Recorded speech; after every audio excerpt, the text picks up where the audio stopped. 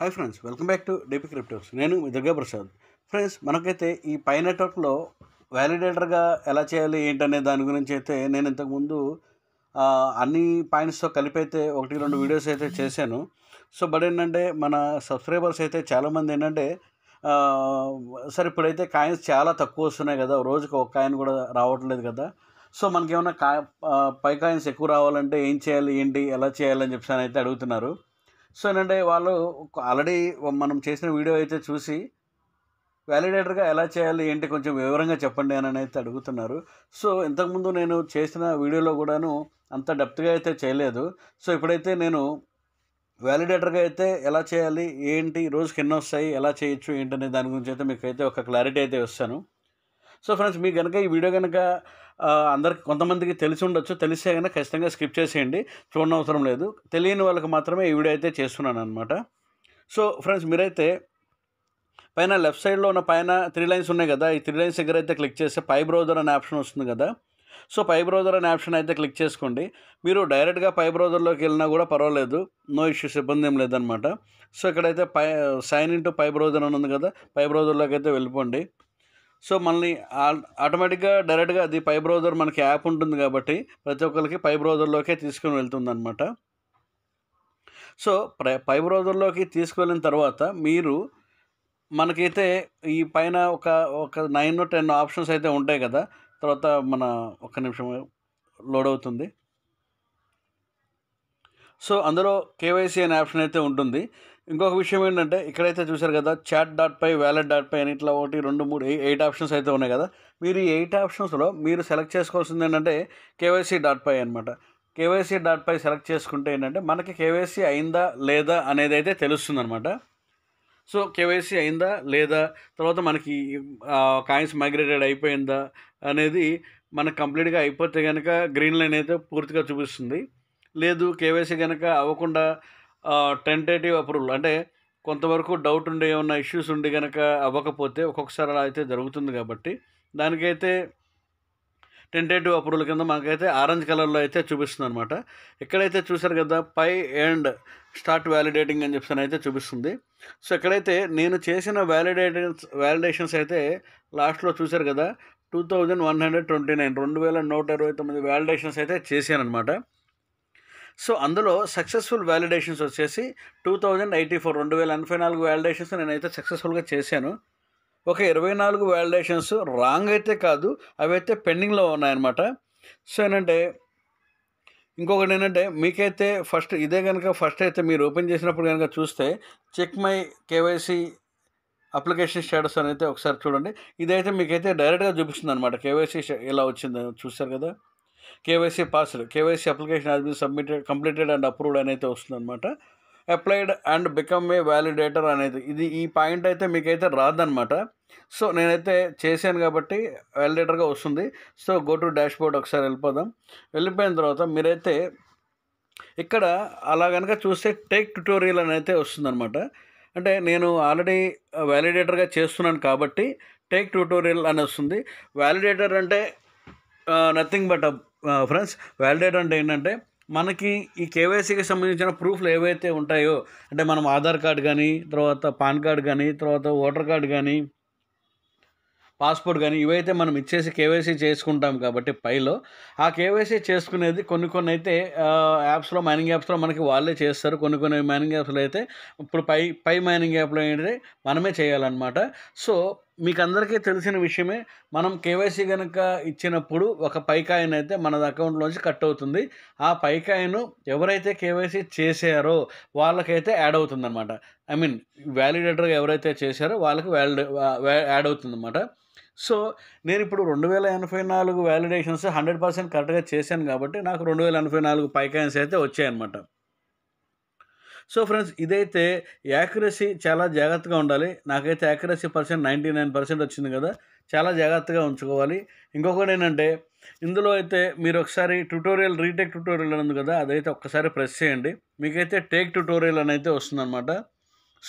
ఇందులో 8 రకాలైన పాయింట్స్‌తో కూడిన ఒక చిన్న కోర్సులా ఉంటుందనమాట.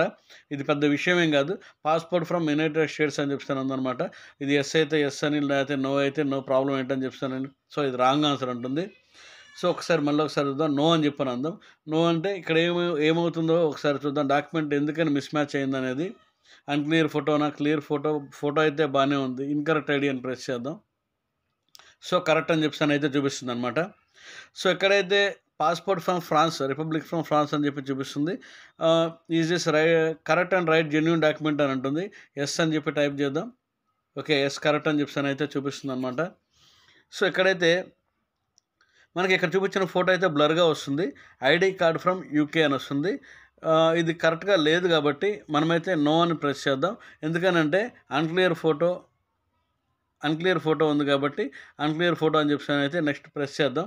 Correct photo is two unclear to correctly అంటే మీరు కరెక్ట్‌గానే చేశారు అని అయితే ఇచ్చారనమాట. సో, నెక్స్ట్ వచ్చేసి ఇప్పుడు ఐడెంటిటీ మ్యాచ్ అనమాట. మనకి ఫోటో ఈ లెఫ్ట్ ఫోటోను, రైట్ ఫోటో ఒకళ్ళవేనా అననైతే వస్తుందనమాట. Left photo, right photo almost ఒకేలా ఉంది కాబట్టి మనమైతే యెస్ అని చెప్పేసనైతే టైప్ చేద్దాం. యెస్ అని చెప్పి ప్రెస్ చేస్తే ఓకే చేస్తే అంటే ఓకే అనమాట. అంటే మనకి ఆధార్ కార్డ్‌లో ఫోటో ఒకలాగా, డైరెక్ట్‌గా దిగిన ఫోటో ఒకలా ఉంటుంది కాబట్టి కొంచెం ఇది ఉంటుంది. ఇంచుమించు ఫోటోస్ ఒకటే ఉన్నాయి కాబట్టి పర్వాలేదు. సో, ఇక్కడ ఇంకో క్వెషన్ అడిగారు చూసారా? ఒక ఫోటో అయితే అసలేం లేదు ఇందులో.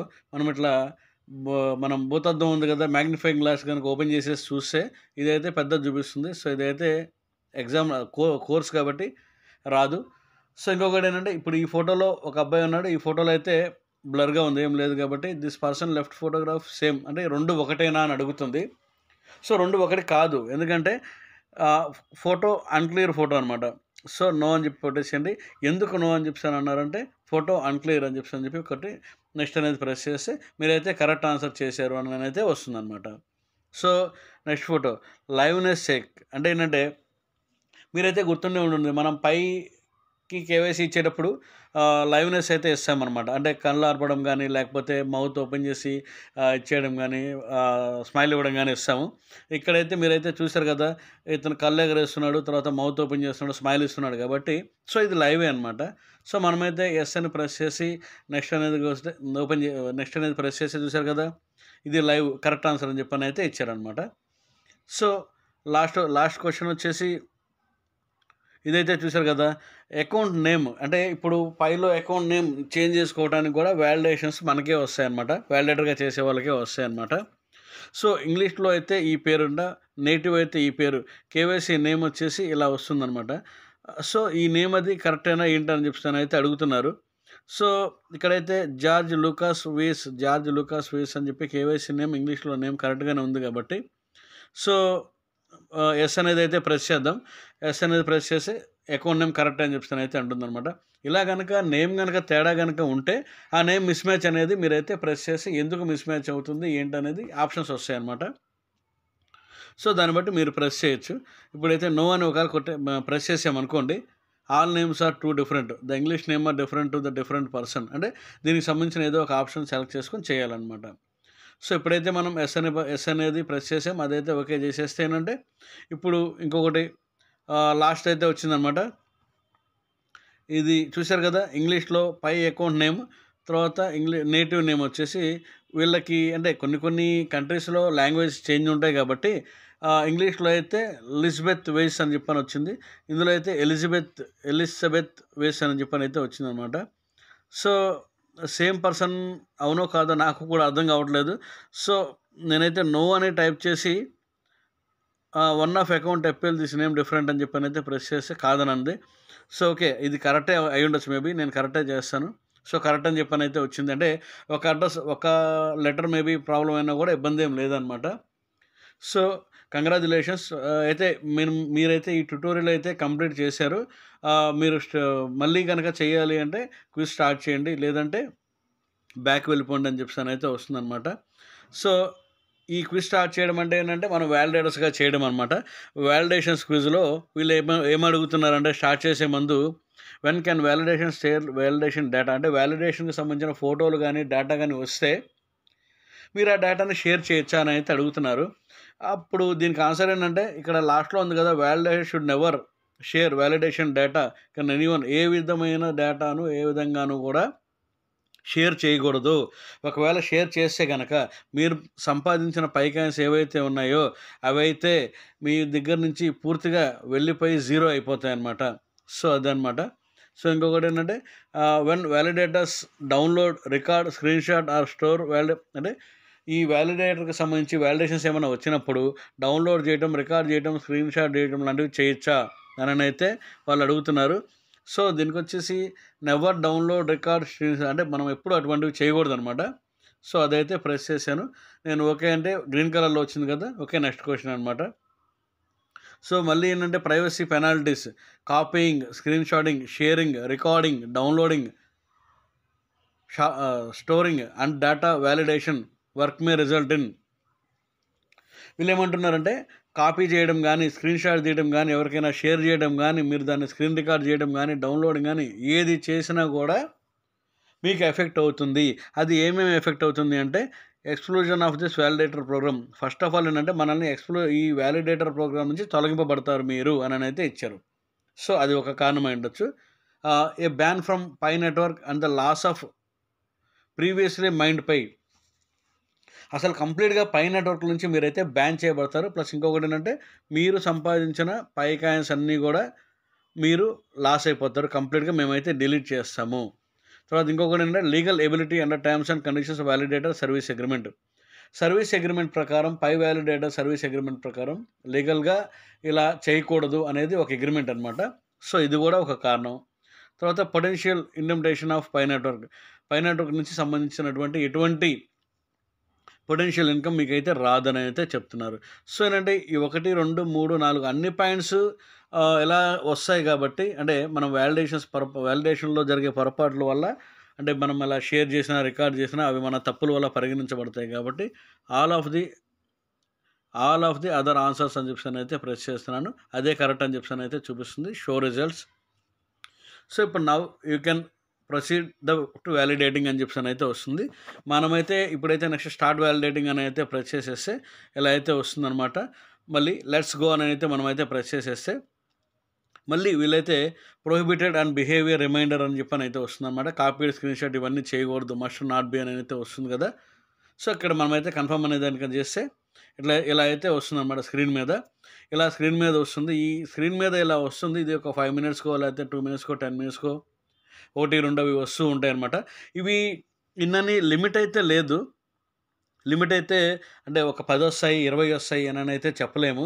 నేను ఒకరోజు 70, 80 వ్యాలిడేషన్స్ కూడా చేసిన రోజులు ఉన్నాయి. తర్వాత మా సబ్స్క్రైబర్స్ కొంతమంది 500 వ్యాలిడేషన్స్ అయితే చేశారు ఒక 10 days 15 days లోపు. సో అట్లా ఏంటంటే మీకు ఖాళీగా ఉన్న టైంలో మీరైతే ఓపెన్ చేసి వ్యాలిడేషన్స్ కనుక చేసినట్లయితే మీకు ప్రతి వ్యాలిడేషన్కి ఒక పాయింట్ అయితే వస్తుంది, ఒక కాయిన్ వస్తుంది కాబట్టి.